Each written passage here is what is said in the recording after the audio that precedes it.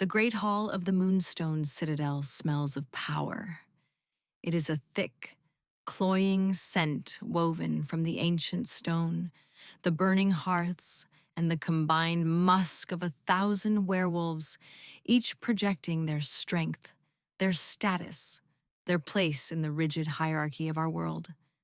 To everyone else, it is the smell of home, of security. To me, it is the smell of my own nothingness. I am Elara of the fallen Silverwood line, and I am scentless. In a world defined by the language of scent, I am a ghost, a blank page in a library of roaring epics. My wolf, a timid creature I rarely feel, is a whisper in the back of my mind, too quiet to give me even the faint, earthy scent of an omega. I am simply empty. Tonight is the rite of the crescent moon. The one night a year the Alpha King presents himself to the unmated she-wolves of the central packs. It is a formality, a tradition. King Kyle is a ruthless sovereign, a lichen of immense power who forged our unified kingdom from the ashes of the faction wars. He is not a romantic. He needs a queen, a Luna of equal standing, to secure his bloodline and solidify his reign. Everyone knows his choice is already made. Lady Seraphina of the Sunfire Pack, a she-wolf whose scent is a blazing inferno of cinnamon and dominance, a perfect match for his own aura of storm and iron. Still, tradition demands we all present ourselves. I stand at the very back, my gray tunic blending into the shadows, my head bowed. My purpose here is to be unseen, to fulfill my duty without drawing a single glance. A few alphas from lesser packs have passed down the line, their noses wrinkling in confusion as they pass me. They get close, expecting to catch a scent, any scent, and find only a void. They look at me with a mixture of pity and distaste, as if I am not a wolf at all, but some strange, broken thing. Each look is a small cut, another scar on a heart already cross-hatched with them. The hall falls silent. A pressure builds in the air, a physical weight that makes the torches flicker and the dust motes dance. He is here. Alpha King Kale moves through the hall not like a wolf, but like a storm-given form. He is impossibly tall, broad-shouldered, his presence so immense it steals the breath from my lungs. His scent rolls ahead of him, a tidal wave of ozone, wet stone, and something wild and metallic, like blood on a sword's edge. Oh, he is power incarnate. He is everything I am not. He moves with predatory grace, his dark eyes scanning the line of hopeful she-wolves. He offers a curt nod here, a dismissive glance there. He is a king, performing a tedious duty, his boredom a palpable aura around him.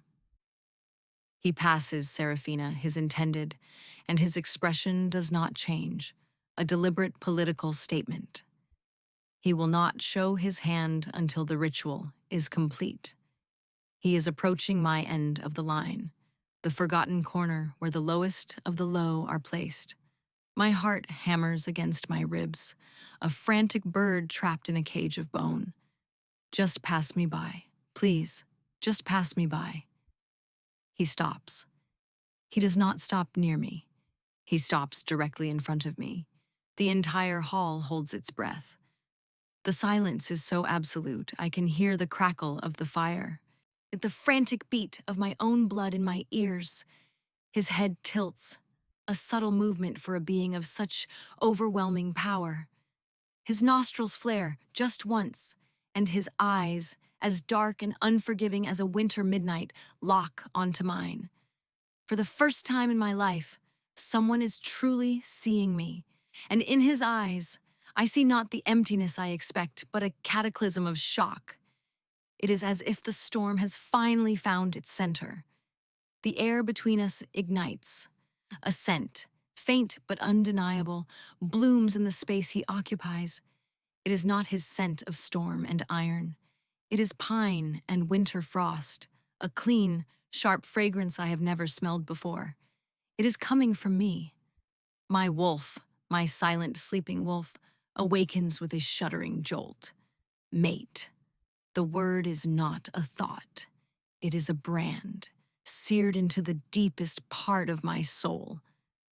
King Kale takes a half step back, not a movement so small no one else would notice. But to me, it is an earthquake. His control is legendary, absolute.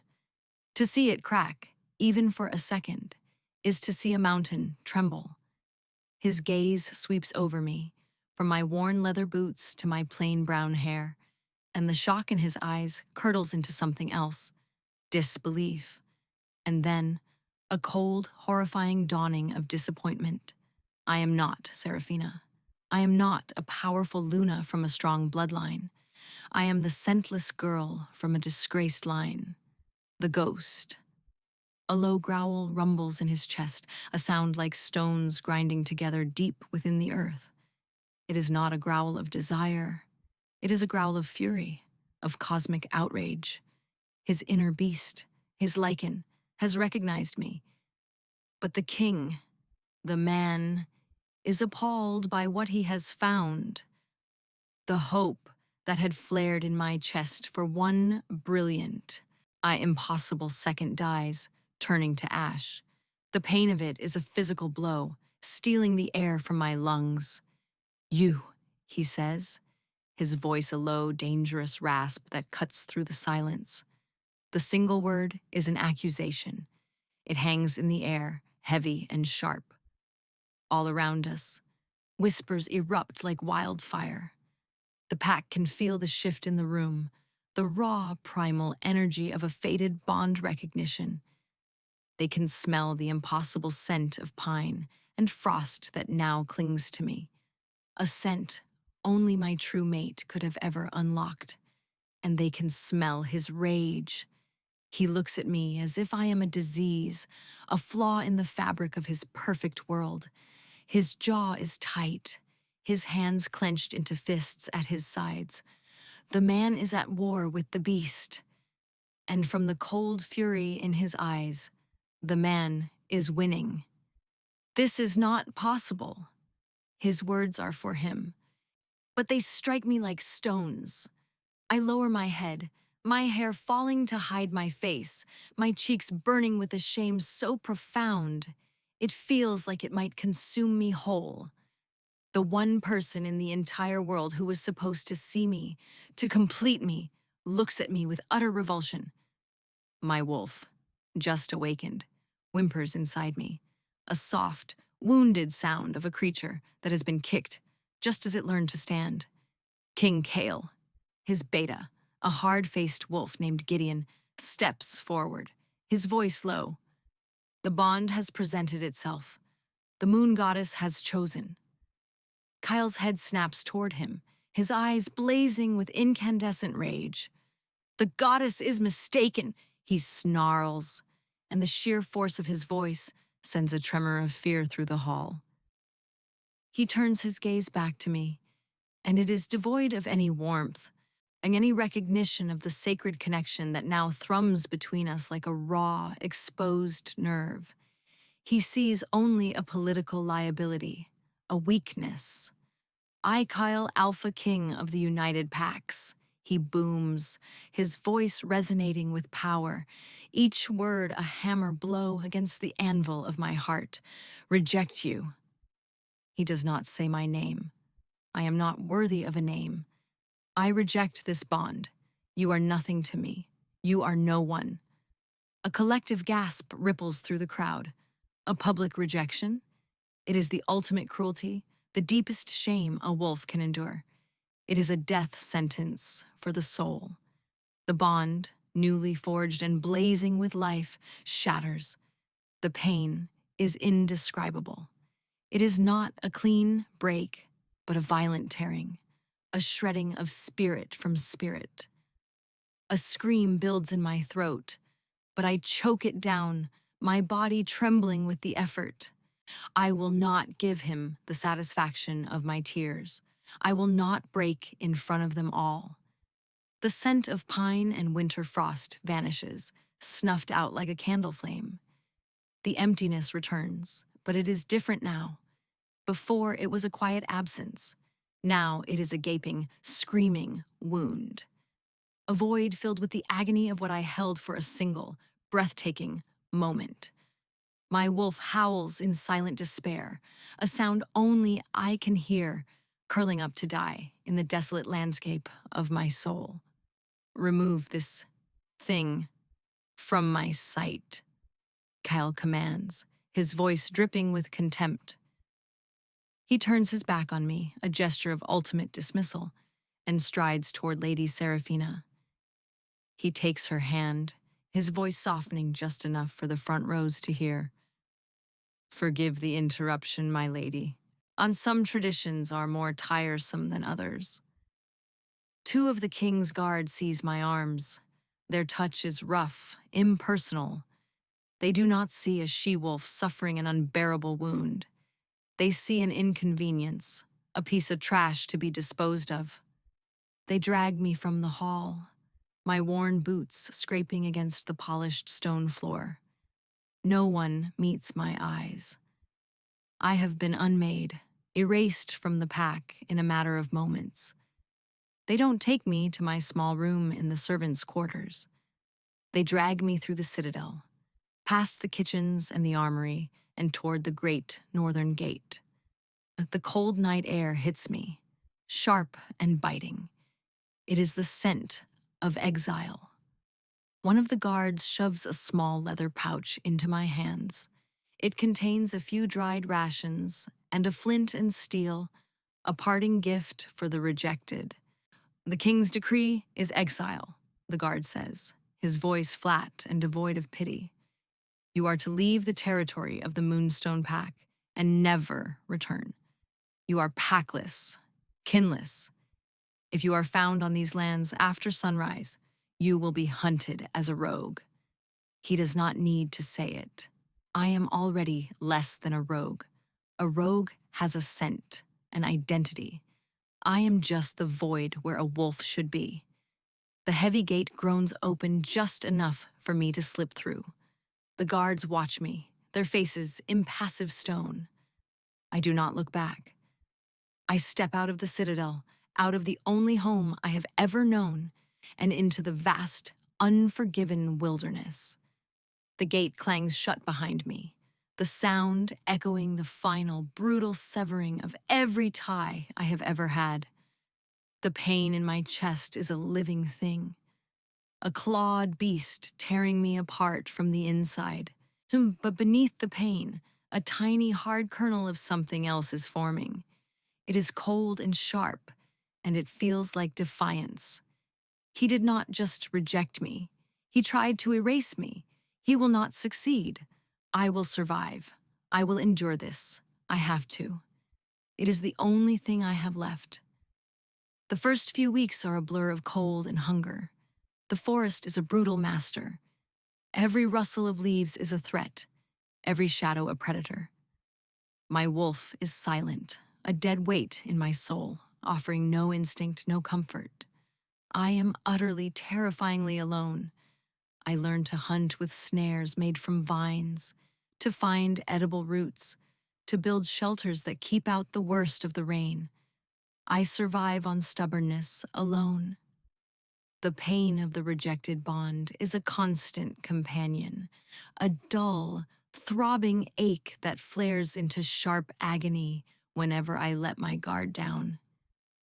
At night, I curl into a ball, shivering, the phantom scent of storm and iron haunting my dreams, a cruel reminder of the king who broke me.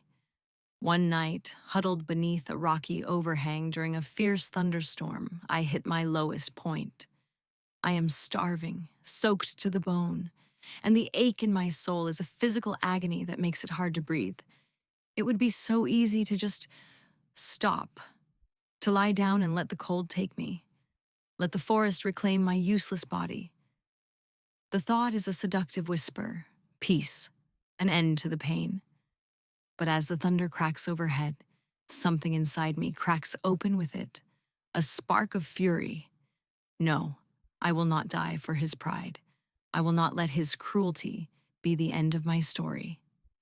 That night, a new resolve hardens within me. I will not just survive. I will become strong.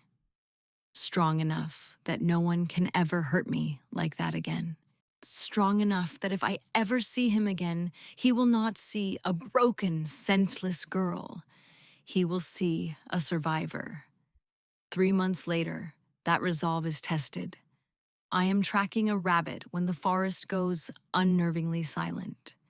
The air grows heavy, cold, and a scent I have never encountered before drifts on the wind. It smells like rot and old graves, a cloying sweetness that makes the hairs on my arms stand up. From the shadows, 3 figures emerge. They are not wolves. They are tall and gaunt, their limbs too long, their movements jerky and unnatural. Their skin is the color of old parchment, and their eyes glow with a faint, sickly green light. Whispering shadows, creatures of myth, said to drain the life force from their victims. Panic seizes me. I am no warrior. I have no pack, no alpha, no strength to fight such abominations. I turn to run, but they are unnaturally fast, cutting off my escape. One of them lunges, its long, claw-like fingers reaching for my throat. I stumble backward, tripping over a root, and fall hard. This is it. This is how it ends. Not with a whimper in the cold, but in the clutches of a nightmare.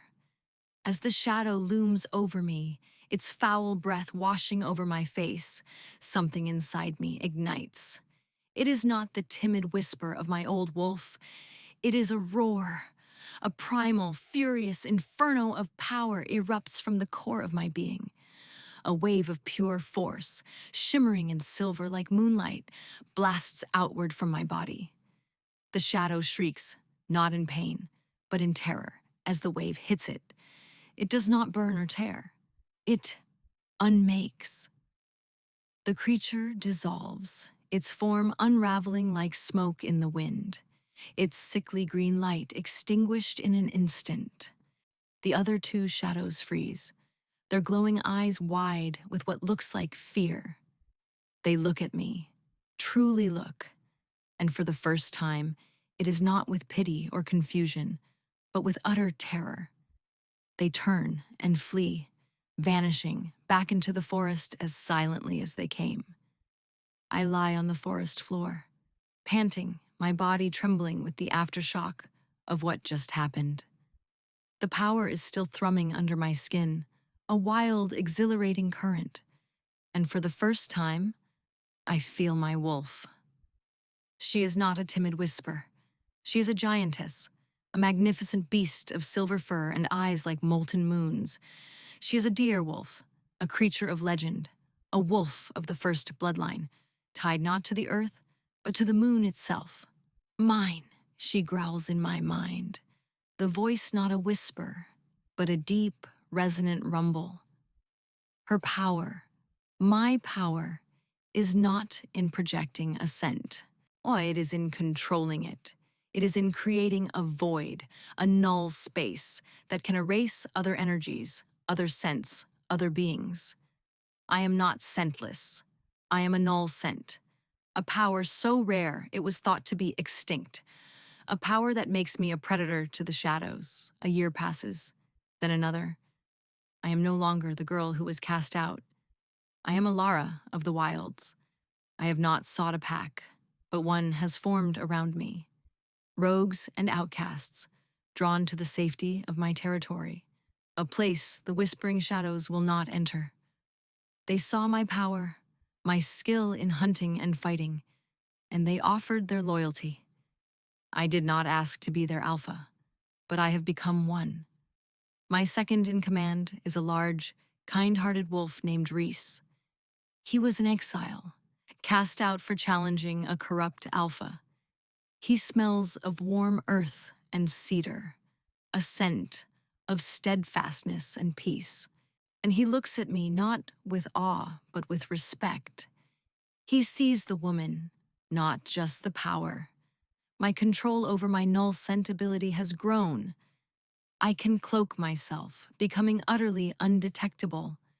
I can project phantom scents to confuse enemies, and I can unleash the pure, unmaking power of the void, though it drains me. My wolf, my lunar direwolf, is my constant companion, a source of strength and primal wisdom. We are one. The pain of the rejected bond has not vanished. It has been forged into a weapon, a shield of ice around my heart. I do not need a mate. I do not need a king. I have myself. Reese stands beside me on a ridge overlooking our valley. Our pack, the free pack of the Greywood, is small but strong. We have built a life here, a sanctuary. Scouts from the east brought news, Reese says, his voice a low rumble. The whispering shadows are growing bolder. They sacked the Sunfire Pack's southern outpost. Sunfire, Seraphina's pack. A cold knot tightens in my stomach. And the Alpha King? I ask, my voice carefully neutral. Reese watches my face. King Kale's forces are stretched thin. The shadows are not like any enemy they have faced. They feed on pack bonds, on the very essence of our wolves. They say the king himself is not well. He hesitates. They say his lichen is silent, that he has not been able to complete the bonding with his chosen, Luna, Seraphina, that he grows weaker by the day. I stare out at the valley, my face a mask of indifference. But inside, a bitter, grim satisfaction stirs. He is suffering. The bond he shattered is poisoning him from within. Good. Let him feel a fraction of the pain he inflicted on me. Let the great Alpha King know what it is to be broken. My wolf stirs, a low growl in my mind. Ours, still ours. He is nothing to us, I retort silently, my mental voice sharp. The bond remains, she insists, torn, damaged, but not gone. His weakness weakens us. She is right. Sometimes, in the dead of night, I can feel it. A distant, echoing ache. A phantom limb that still screams with pain. His pain. I hate it. I hate this connection I cannot break. I hate him. There is more, Reese says, pulling me from my thoughts. The king is seeking allies. He has heard whispers of a powerful rogue alpha in the Greywood who knows how to fight the shadows. He is coming here. The world narrows to a single point. He is coming here. After all this time, after everything he did, he is coming to me for help. The ice around my heart cracks, not with longing, but with a surge of cold, vengeful fury. Let him come. Let the great King Kale come and see the nothing he cast aside. Let him beg.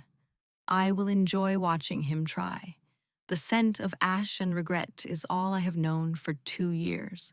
It clings to my skin, fouls my food, and haunts my sleep. My lichen, the beast that was once the source of my power, is a cage of silent fury within me.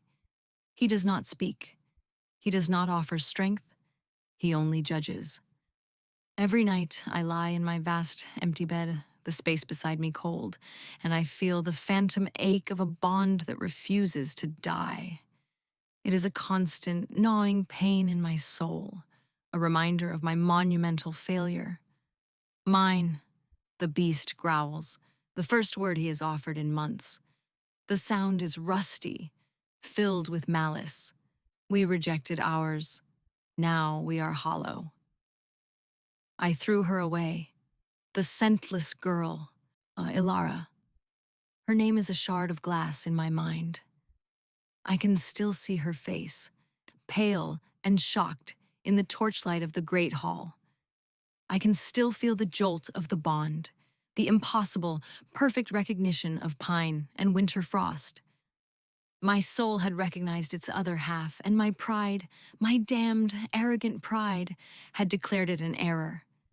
I needed a strong Luna, a political alliance. I needed Seraphina. But the bonding with Seraphina never took. We tried.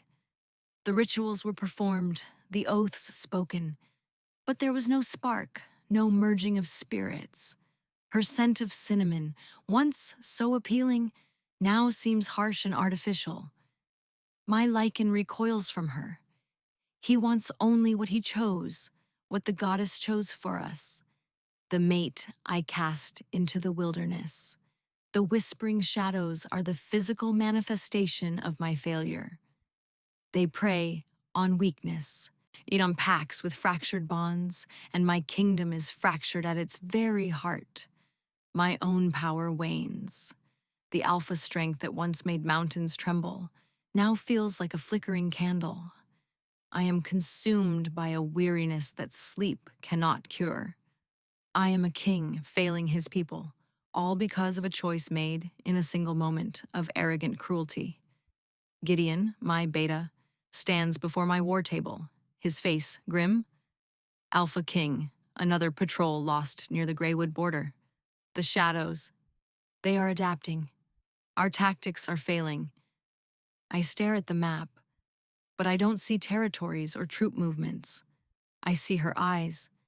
I see the strength in them, the defiance that refused to break even as I shattered her world. The whispers from the Greywood, I say, my voice hoarse. The rogue alpha who can kill the shadows. Are they true? Gideon nods. They are. The pack calls themselves the Free Pack. Their leader is a she-wolf. They say she commands a strange power, a light that unmakes the shadows. They call her the Null Alpha, a she-wolf. A sliver of impossible hope, so sharp it hurts, pierces the fog of my despair. It cannot be. It is a fool's dream. The girl I threw away was weak, scentless, broken. She could not have survived, let alone become a powerful alpha.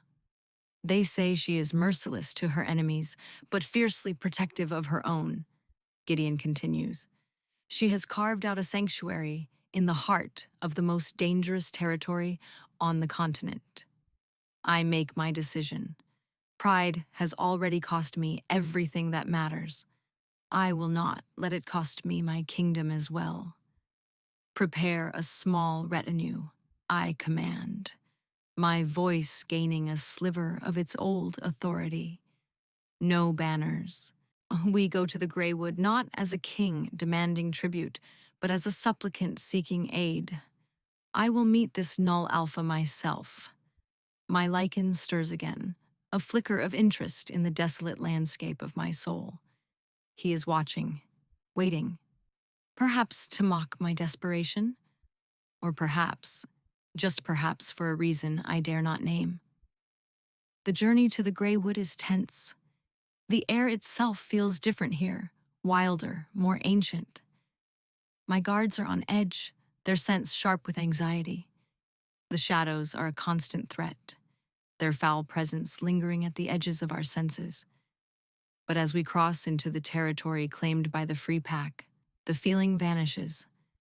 The air becomes clean, crisp.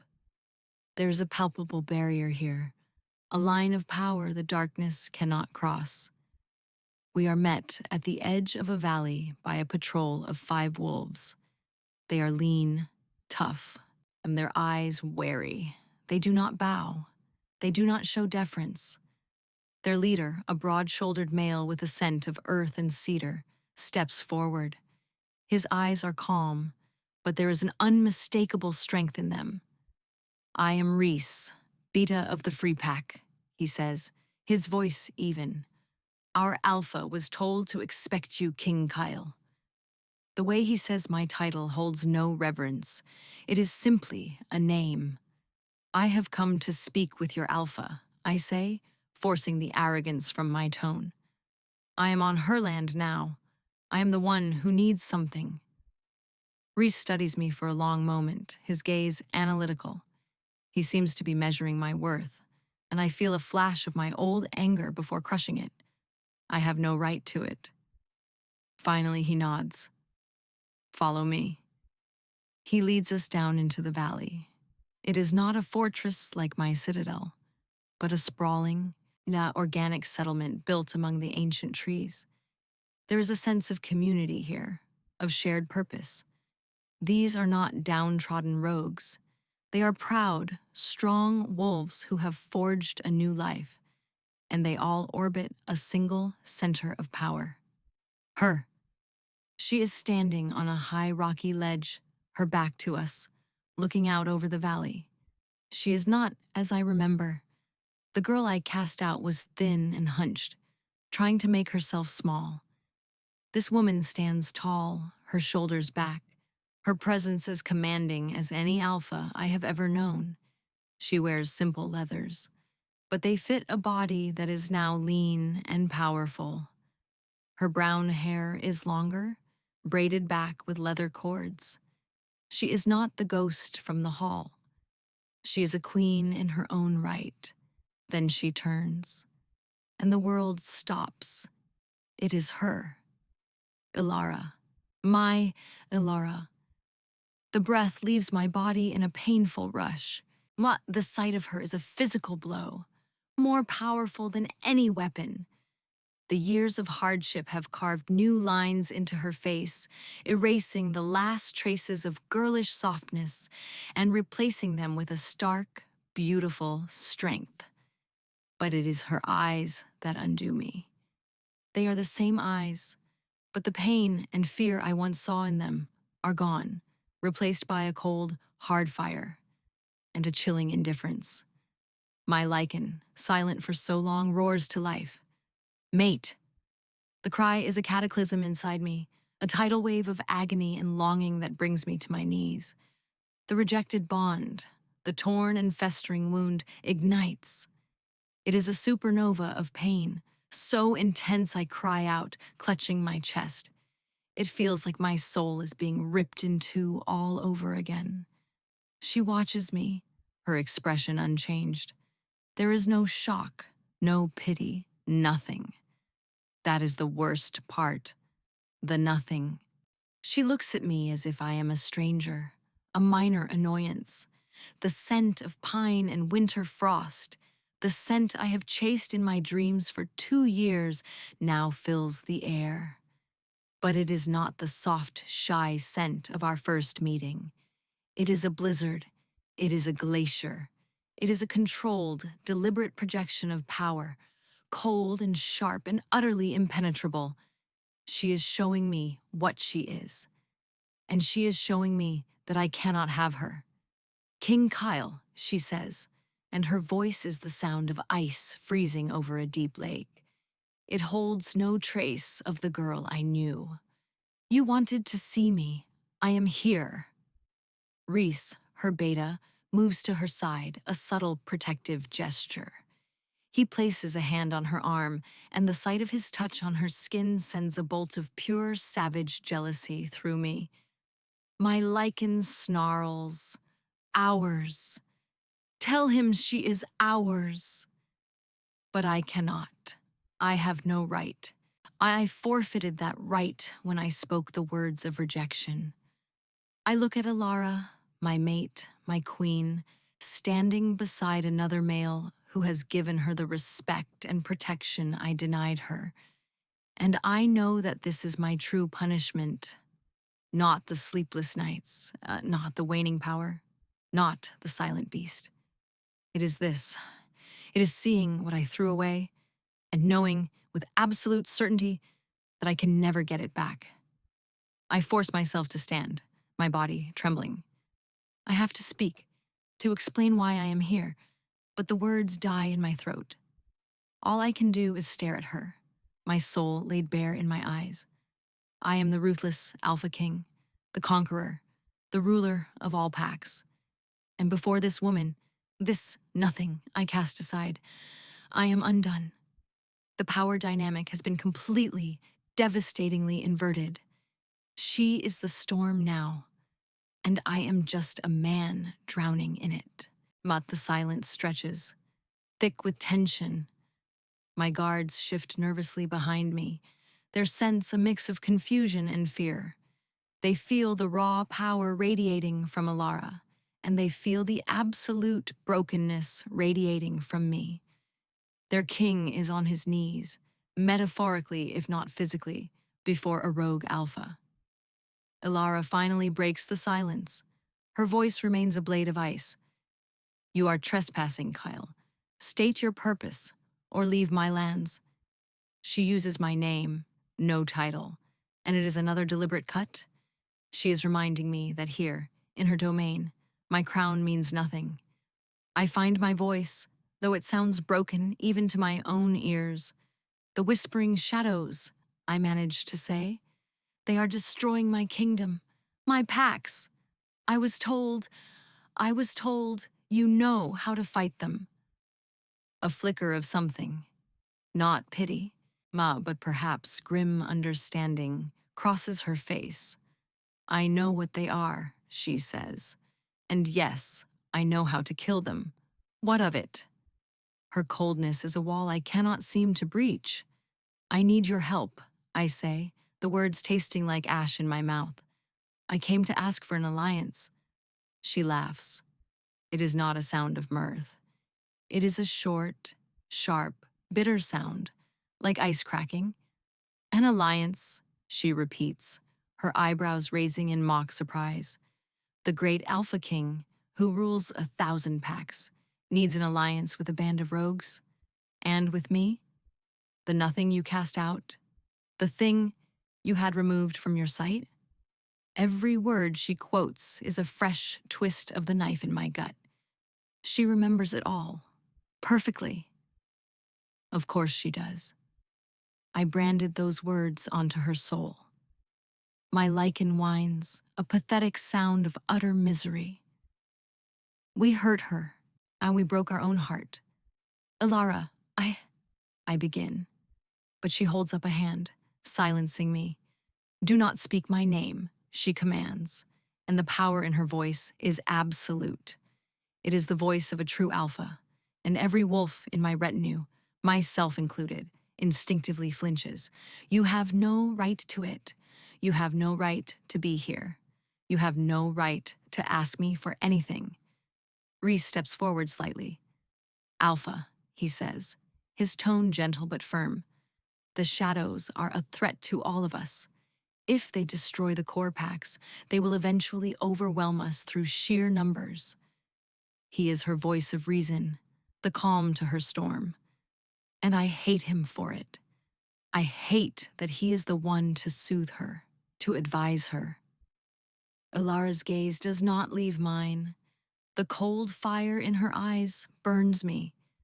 "He is right," she finally concedes, though her voice loses none of its edge. "Yeah, your weakness threatens my people's safety." She turns to Reese, dismissing me completely. "Arrange a council. We will hear what he has to offer. But make no mistake," she adds, her eyes snapping back to me. "This is a negotiation for mutual survival, not an act of forgiveness. You will get no forgiveness from me." She turns and walks away without a backward glance, her back straight, her head held high. Reese gives me a single, unreadable look before following her. I am left standing there, the ache in my chest a gaping cavern, the scent of her power a torment. The bond screams a constant thrum of agony and desperate, hopeless longing. She is my mate, and she hates me. I have come here seeking a warrior, and I have found a queen. A queen whose throne is built upon the ashes of the heart I burned. The days that follow are a special kind of hell. We are given quarters in the Free Pax settlement, and the forced proximity to Elara is a constant, unending torture. I see her every day. I see her training her warriors, her movements fluid and deadly. I see her laughing with her people, a genuine warm sound that I have never heard before, and it feels like a punch to the gut. I see Reese at her side, their bond one of easy camaraderie and deep respect. They are a team, a partnership, everything a Luna and Alpha should be. The council meetings are exercises in humiliation. Elara sits at the head of the table, a queen upon her throne, flanked by Reese and her other senior warriors. I am forced to lay out the state of my kingdom, to admit my failures, my weaknesses, the losses we have sustained. She listens with a cold, analytical detachment, her eyes never betraying a hint of emotion. She challenges my strategies, picks apart my plans, her tactical mind as sharp as any general I have known. She is brilliant, and she is using that brilliance to show me exactly how far beneath her I have fallen. During one particularly grueling meeting, where I have to detail the fall of the Sunfire outpost, I falter. The memory of Seraphina's panicked reports, the failure of my warriors, the gnawing emptiness inside me. It is too much. I stop, my throat closing up. Are you unable to continue, King Kale? Elara asks, her voice laced with a fine, sharp contempt. I look up, and my eyes meet hers. I let her see it all. The pain, the regret, the desperate, soul-crushing longing. I am sorry, I whisper, the words meant only for her. Elara, I am so sorry for what I did. For a fraction of a second, the mask slips. I see a flicker of the girl from the Great Hall, a flash of shared pain in her eyes. The bond between us flares, a current of shared agony and memory. Then, the ice slams back down, harder than before. Your apology is 2 years too late, she says, her voice flat. And it is worthless. We are here to discuss a war, not your feelings. If you cannot remain focused, this alliance is over. She is right. My feelings do not matter. Only her pain matters. Only her safety. The alliance is all that matters. I nod, forcing myself to compartmentalize the hurricane raging inside me. I continue my report, my voice mechanical. But the effort is draining me, hollowing me out until I feel like a walking corpse. That night, I cannot sleep. The ache of the bond is a physical fire in my veins. I leave my quarters and walk through the sleeping settlement, needing air, needing space. I find myself drawn to the training grounds, a large clearing bathed in moonlight. And she is there. She is not training. She is standing in the center of the clearing, her eyes closed, her face turned up to the full moon. The moonlight seems to cling to her, wrapping her in a silver glow. This is her true element. She is a creature of the moon, wild and beautiful and utterly untouchable. Then I see that she is not alone. Reese is with her. He stands a respectful distance away, simply watching her. As I watch from the shadows, he approaches her slowly. You are thinking of him, Reese says, his voice soft. It is not an accusation. It is a statement of fact. Elara does not open her eyes.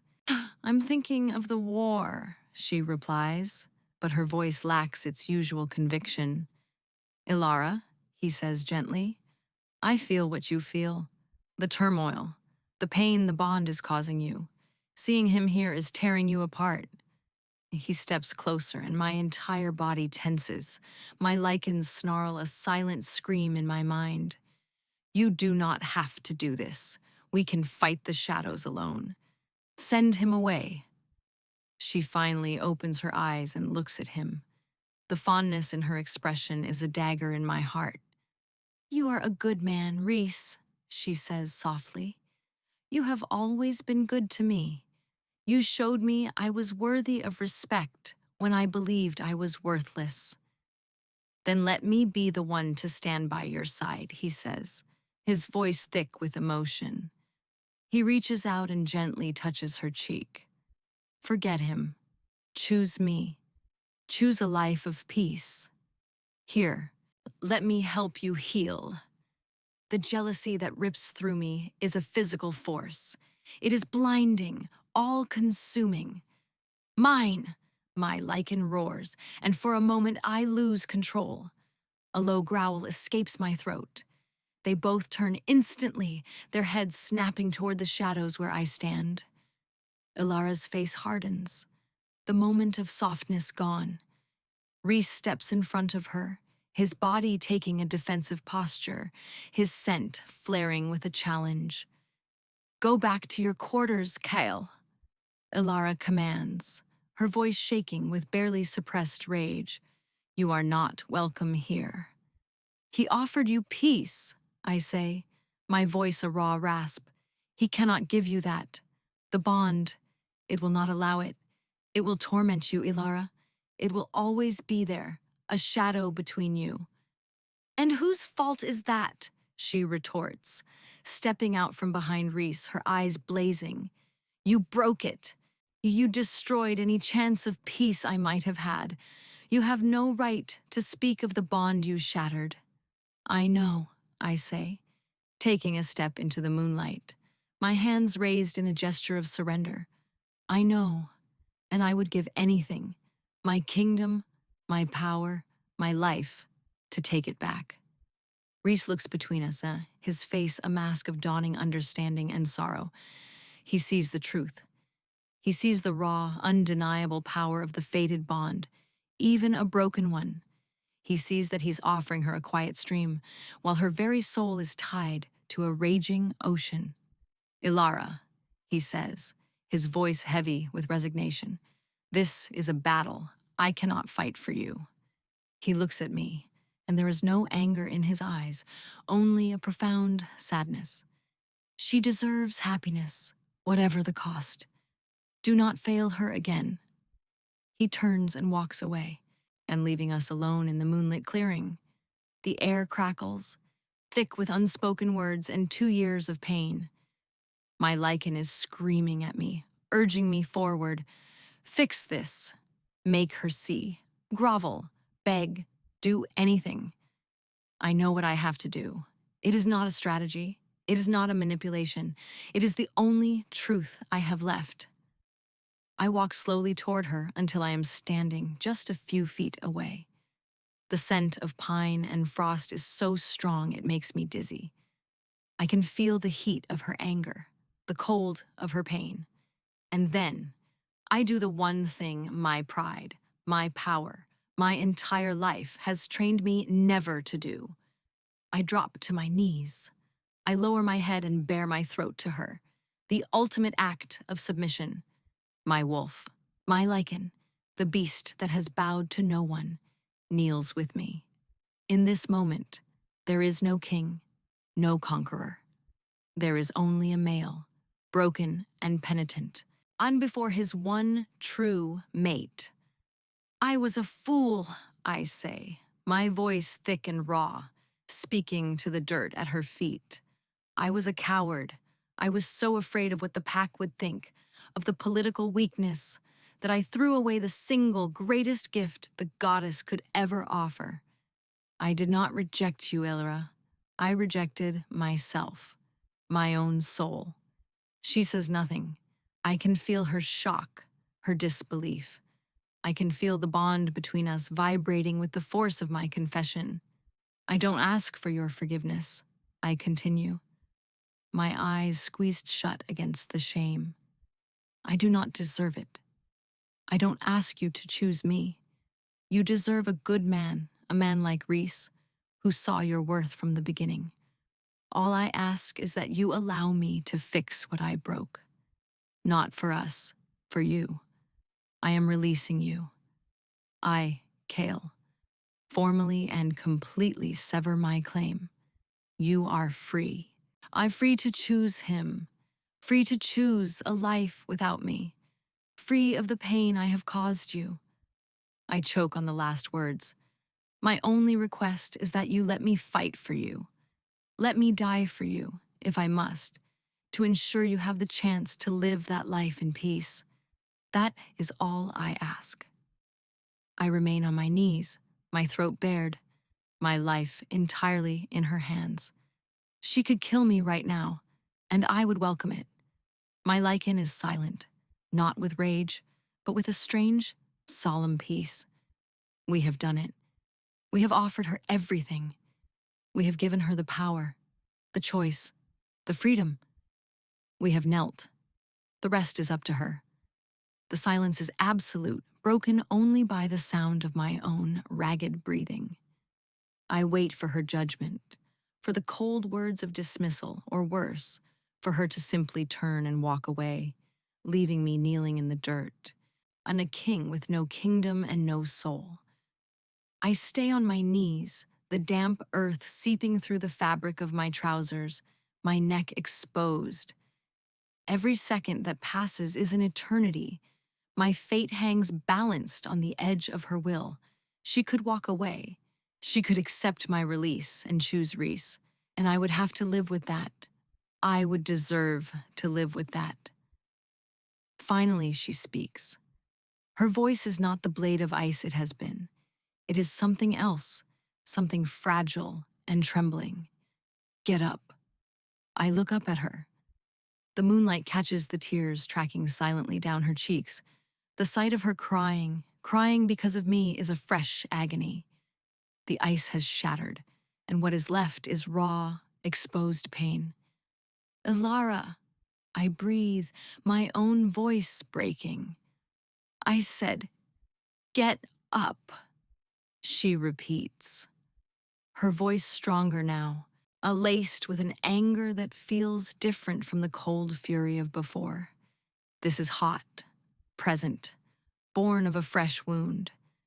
Do you think this changes anything? Do you think kneeling in the dirt erases 2 years of exile, 2 years of hunger and fear? Do you think your pretty words can stitch my soul back together? No, I say, slowly rising to my feet, my gaze locked on hers. Nothing can erase what I did. I know that. Words are meaningless. That's why I only ask for the chance to show you through action. Let me protect you. Let me stand between you and the shadows. My life in exchange for the damage I caused. I don't need your protection. She spits, though the tremor in her body betrays her words. I have survived without you. I have thrived without you. I built this place, this pack, this life from the ashes you left me in. I did it myself. I know, I say softly. You are stronger than I ever was. I see that now. This isn't about you needing my protection. It's about me needing to offer it. It is the only thing I have left to give you. She stares at me, her chest rising and falling rapidly. The internal war in her eyes is devastating to watch. The woman who survived is at war with the wolf who still recognizes its mate. The pain of the past is fighting the truth of the present. Suddenly, a piercing horn blast echoes through the valley. A warning, an attack. Instantly, Alara's demeanor shifts. The personal turmoil is wiped away, replaced by the sharp focus of a wartime alpha. To the perimeter! She barks, her voice ringing with authority.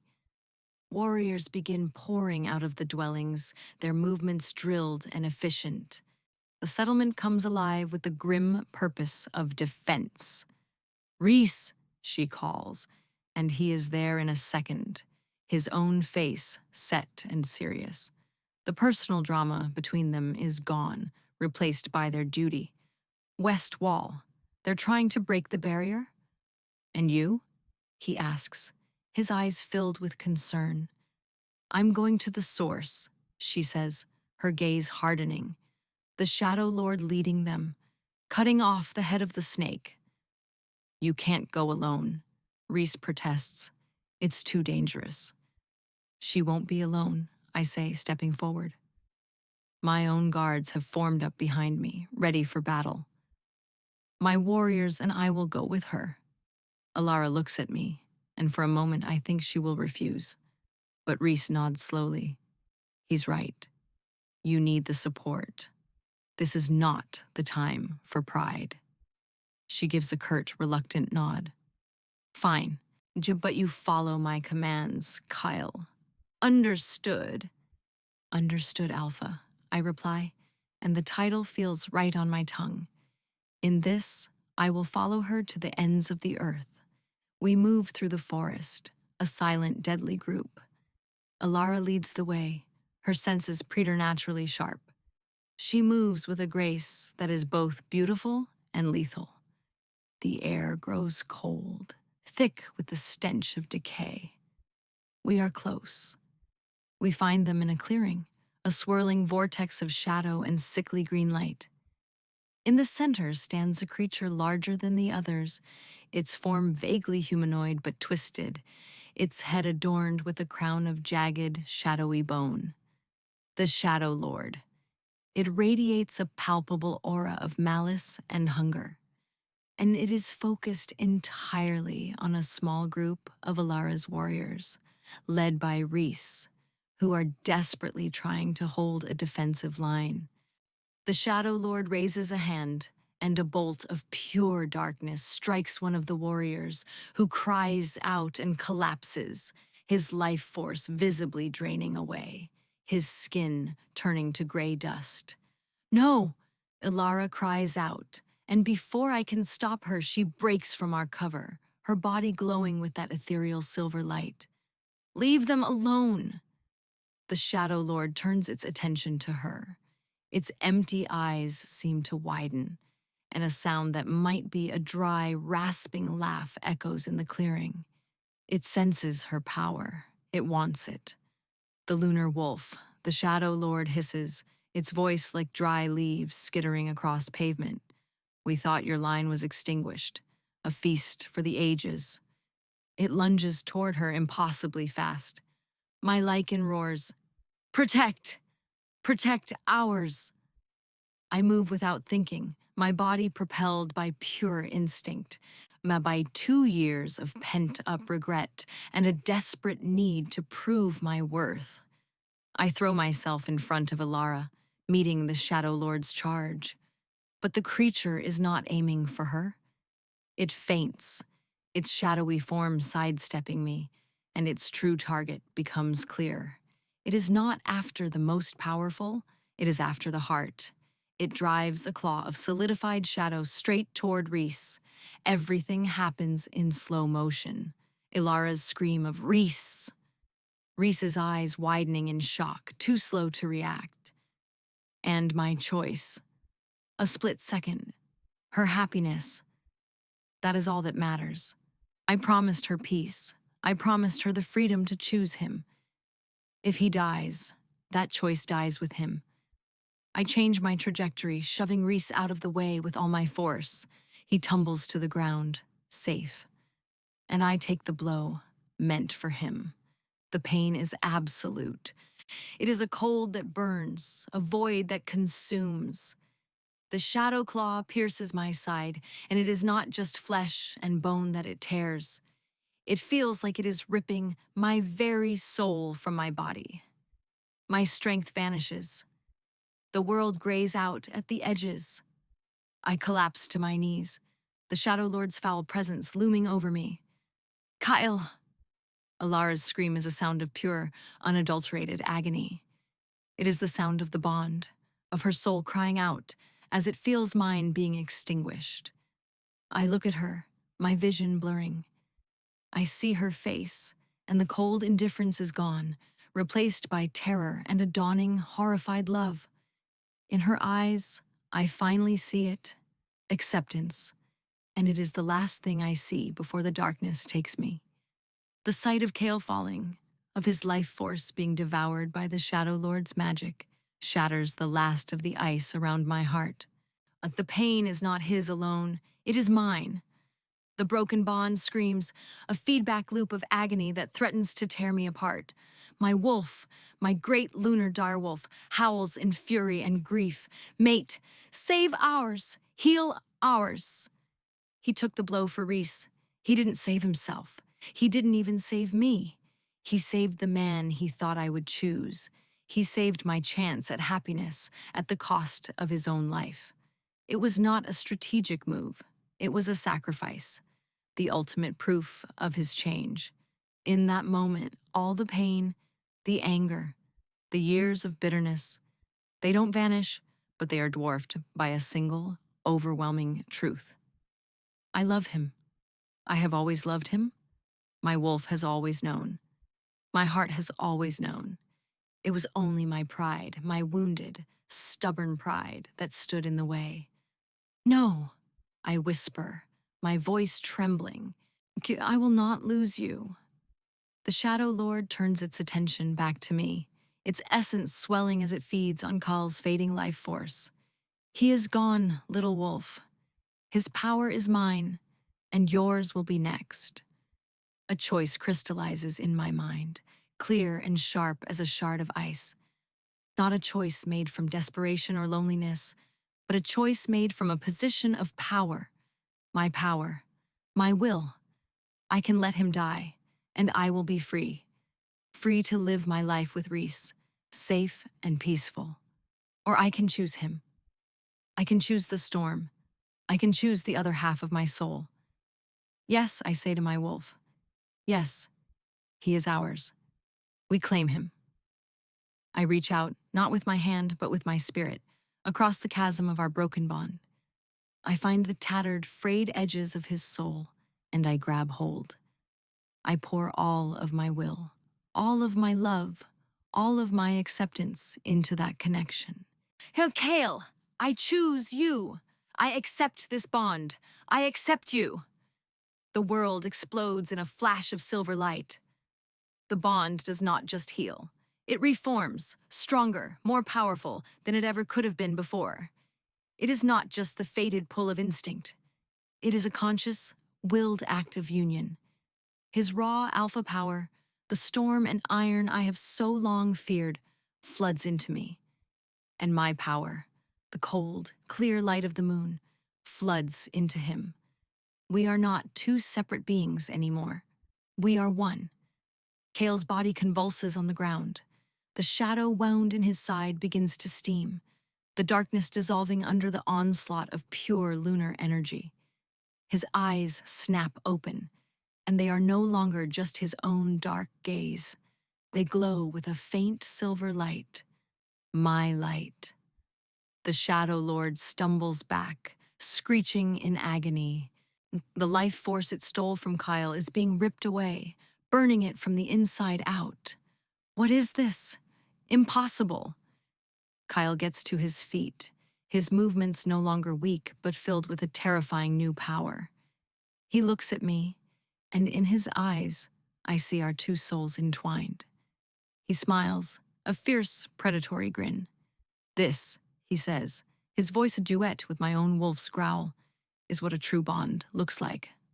Power, unlike anything I've ever felt, surges between us. My null scent ability is amplified 1,000-fold. I am no longer just a void. I am a singularity. I can feel the very essence of the shadows, the threads of dark energy that give them form, and I can unmake them. I raise my hands, and Kyle mirrors the action. A sphere of swirling silver and black energy forms between us, a miniature galaxy of our combined power. It is the perfect balance of creation and uncreation, of storm and stillness, of iron and moonlight. Together, I say. Together, he echoes. We unleash the power. It does not explode. It expands, a silent, beautiful wave of pure annihilation. It washes over the clearing, and wherever it touches a shadow, the creature simply ceases to be. It does not die. It is erased from existence. The Shadow Lord lets out one final terrified shriek as the wave envelops it, and then there is only silence. The clearing is empty. The foul scent is gone. The cold has been replaced by the warmth of our combined aura. My warriors, Reese included, stare at us with wide, awestruck eyes. Kyle turns to me, his face full of a love so profound it takes my breath away. He reaches out and touches my face, his touch gentle, reverent. Elara, he whispers. I lean into his touch, closing my eyes. The bond is a song now, a perfect harmony where once there was only discord. There are no more questions, no more doubts. We are home. 6 months later, I stand on the battlements of the Moonstone Citadel. It is my home now. Our home. The scent is different. Beneath the old smells of stone and power, there is now the clean scent of pine and the fresh scent of ozone after a storm. The scent of balance. The scent of us. Kyle comes to stand beside me, wrapping his arms around me from behind, his chin resting on my shoulder. His presence is a comfort, a solid wall at my back. We are not just mates, we are partners. We rule the United Packs together, not as king and queen, but as alpha and alpha. My free pack has integrated with his, creating something new, a something stronger and more resilient than before. What are you thinking about? He asks, his voice a low rumble against my ear. About Reese, I admit. Kale's arms tighten slightly, but there is no jealousy, only understanding. Reese chose not to stay. He could not watch us together, but he left with dignity. He took a contingent of our best warriors and went west, to found a new pack, to build his own sanctuary. He had seen the truth of the fated bond and refused to be a ghost in our lives. I miss his friendship, but I respect his choice. He is a good man, Kyle says quietly. He deserves to find his own happiness. Yes, I agree. He does. We stand in comfortable silence for a while, watching the sun set over our peaceful kingdom. The scars of our past are still there. The memory of my exile, of his rejection, yet of the pain we both endured. They have not vanished, but they are no longer open wounds. They are part of our story, the deep, foundational cracks that we have filled with a love that is stronger than gold, forged in fire and tempered by forgiveness. He turns me in his arms to face him, his dark eyes, still holding that faint silver glow, search mine. Do you ever regret it? He asks, his voice vulnerable. Choosing me. The storm? I reach up and trace the line of his jaw. You are not just the storm, Kale, I say softly. You are the lightning that showed me my own power, and I am the stillness in your center. I lean in and kiss him, a slow, deep kiss full of the certainty of our shared soul. I regret nothing. Our path was brutal, but it led us here, earned, scarred, but whole. He rests his forehead against mine, while his scent of storm and iron, a promise of unwavering strength, now tempered with a humility he learned at the highest cost. My scent of pine and frost, once a mark of nothingness, is now the scent of a power that brought a kingdom to its knees and then raised it back up. We are the Alpha King who learned to kneel, and the scentless girl who learned to rule. We are a paradox, a legend, a love story written in scars. And our story is just beginning.